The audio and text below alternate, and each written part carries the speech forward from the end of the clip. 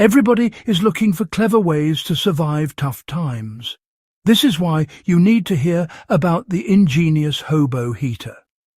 Welcome to a hidden chapter of survival history you won't find in textbooks. If you enjoy learning these forgotten secrets, don't forget to like, share, and subscribe. And hit the notification bell so you never miss a story. If you think surviving the cold is only about modern sleeping bags or high-tech stoves, think again. During the Great Depression, hobos travelled thousands of miles across America, riding the rails with nothing but a bindle over their shoulder and an unshakable sense of pride. They were not tramps, nor were they bums. Hobos were working men, itinerant labourers who would rather face hunger than beg for charity. Understanding how they survived the harsh winters isn't just fascinating history. It's a masterclass in ingenuity under extreme conditions. Today, we're diving into one of their most ingenious survival hacks, the hobo heater. This method kept them warm while remaining nearly invisible to others, a true stealth solution born out of necessity. Before we talk about building anything, it's important to grasp the mindset of the people who invented this method. Hobos travelled with purpose.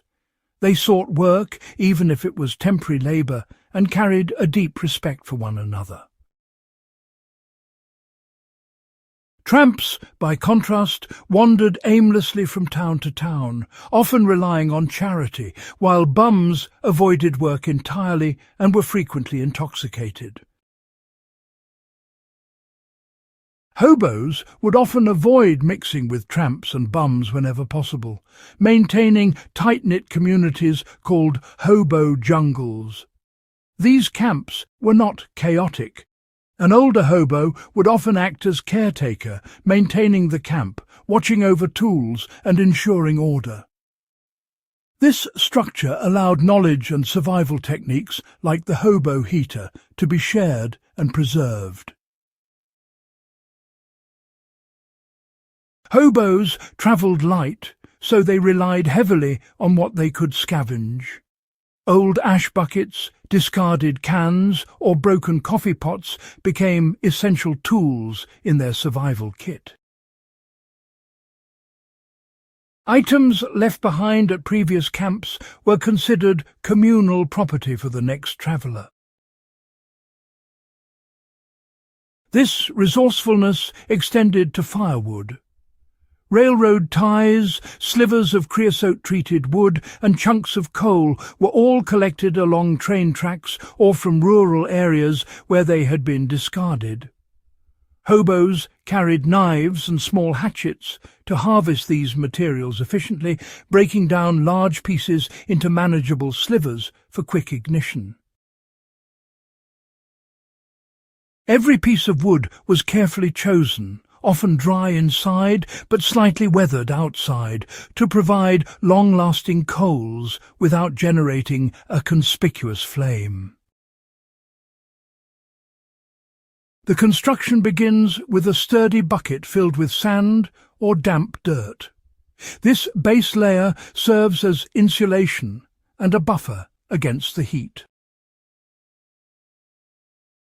A smaller can, like a coffee or number 10 can, is placed inside the bucket.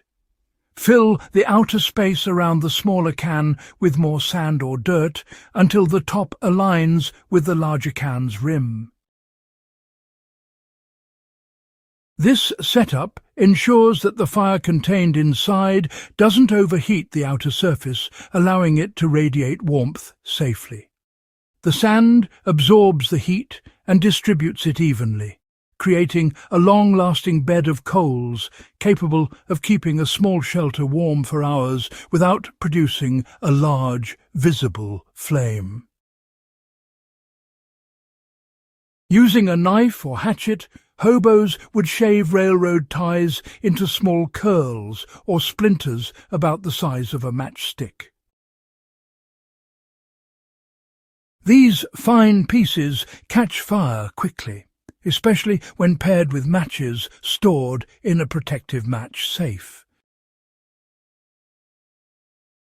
Each fire was built gradually, adding slivers carefully while keeping the flame contained within the inner can. Once the coals stabilized, the heater radiated warmth for hours, providing comfort in even the harshest winter conditions. Working with creosote-treated wood or partially rotted railroad ties presents health risks, but hobos mastered these techniques with practical caution. Gloves protected hands from splinters and chemical exposure, while careful handling of small flames prevented fires from spreading. Modern enthusiasts attempting a historical demonstration should understand the methods and the reasoning behind each step, even if they substitute safer materials. The principles remain the same: controlled heat, long-lasting coals, and a setup that maximizes warmth while minimizing visibility. The hobo heater is more than a historical curiosity. It's a window into the resourcefulness of a generation shaped by scarcity. Hobos were not reckless. They were deliberate, efficient, and respectful of their environment. Every object had multiple purposes, every fire served a practical function, and every action was calculated to improve survival without drawing attention. Understanding this mindset really provides a blueprint for modern survivalists who value low-impact, sustainable techniques. It's a lesson in patience, observation, and adapting to circumstances with whatever's at hand. For those willing to explore history hands-on, building a hobo heater, or at least studying the method, offers honestly an immersive experience in early 20th century survival. It teaches resourcefulness, caution, and, creativity. More than that, it offers a connection to the lives of men who travelled hundreds of miles in search of work, enduring extreme cold and uncertainty with nothing but their wits and a few simple tools. Practicing these skills isn't about nostalgia. It's about understanding the practical realities of survival when modern conveniences disappear. If this dive into hobo ingenuity sparked your interest, make sure you subscribe to the Warfront Survival channel.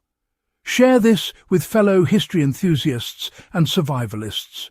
And hey, don't forget to hit the bell icon so you never miss another episode exploring the techniques, tools, and tactics that kept men alive on the edge of history.